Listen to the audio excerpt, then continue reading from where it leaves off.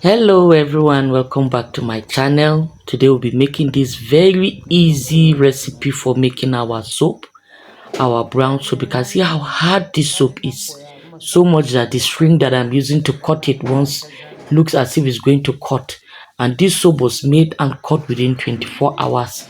So this recipe is a low budget recipe. Okay, as usual, one of the most important ingredients we have is our palm oil, which is our hard oil. So we'll be bleaching it. Here we are bleaching 4 liters of palm oil, and to do that we are first going to add our sulfonic acid 40 mils, which we added, and now we mixed it, kept it for like 5 minutes, and now we are adding our hydrogen peroxide and mixing it in. Okay, that first time you saw me shaking the jerry can, you saw it looking black, was our sulfonic acid. Okay, so after we've done that, we now get our pko. I'm using about 300 mils. Remember, our PKO is very important in this recipe because it will make our soap smooth and make it foam well. Then our palm oil goes in next. This recipe is good you use palm oil or tallow because that is what will give the soap its hardness. So now we melt our oils on fire. Now why our oil is pink is because this we used adulterated oil. The oil that is sold in the market, most of them are adulterated, especially we in the north here. But don't worry, it will make our soap for us and the color won't get transferred into our soap. So now we took our caustic, about 300 grams, and we are mixing it in 600 mils of water. It's important you mix your caustic until it all becomes clear. As usual, anytime you're mixing your caustic, do it in a well aerated place so that the fumes will not affect you, will not inhale them, and then you mix until it becomes transparent.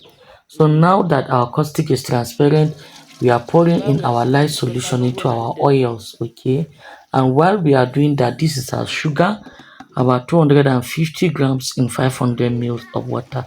We put it on fire and then we mix our batter. Now after we mix our batter, we close it. You can see it without cover there. Then after we close it, we now measure our alcohol about 700 mils and then pour it into pour our glycerin into our alcohol. Our glycerin is just about 150 mils. So pour it into our alcohol, and that is our soap batter there. We mix our glycerin and our alcohol properly before pouring it into our soap batter. Okay, so now you can see us pouring it gradually. You don't rush whenever you're pouring this. I'll be using a whisk to mix it because the wicks will help us disperse bubbles in case there is any tendency of volcano. As you can see here, the soap is swelling. Okay, remember that this soap is a semi-hot process. We warm our oil and we are using hot or warm caustic. Okay, so we add a little at a time and stir a little at a time. You do make sure you dispel you cool down the batter by dispelling the bubbles. Okay, that will make it cool down faster. If not, your whole soap can pour out. Now some people might prefer to use cold process for this because it is less stressful, but cold process is not that much suitable for this kind of soap because you need to get that brown color, and the heat also contributes to getting that brown, smooth, well traced color that you see whenever you make your brown laundry soap.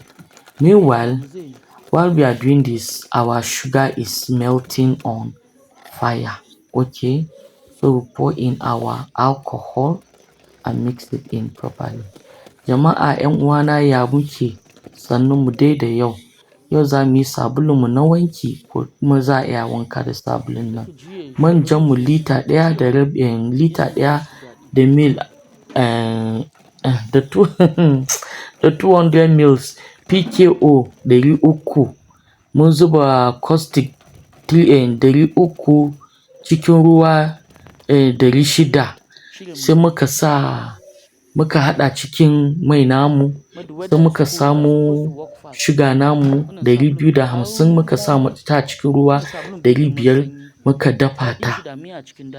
Yanzu da muka dafa ta sai muka zuba alcohol namu mil 500, 6, 7, 700 muka haɗa mata glycerin 150 muka zuba ta cikin sabulunmu muka motsa, sai yanzu ruwan suga ɗin ne muke zuba a cikin sabulunmu sai mu motsa.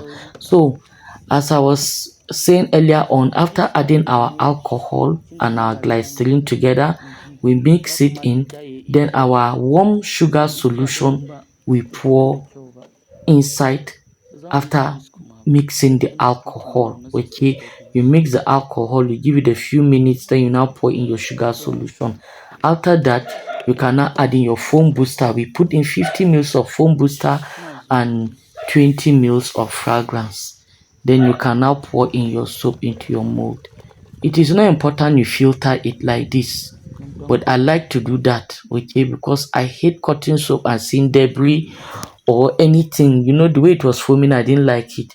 So now we are using alcohol, just a bit of alcohol. Since we don't have our bottle spray close by, we are just making a small practical, okay. So we now spray alcohol on top to dispel the bubbles on top of the soap. You can see how our soap came out. You see the solid brown color, very nice dark color, okay. So this is the result of our soap, the end result of our soap making.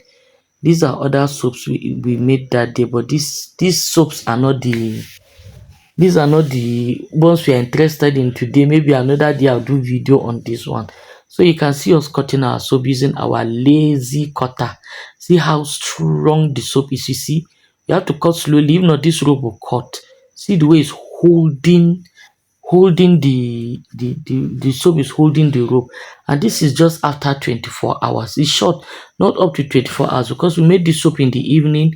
We are cutting it in the afternoon, okay. She came back the next day in the afternoon and we cut this soap, okay.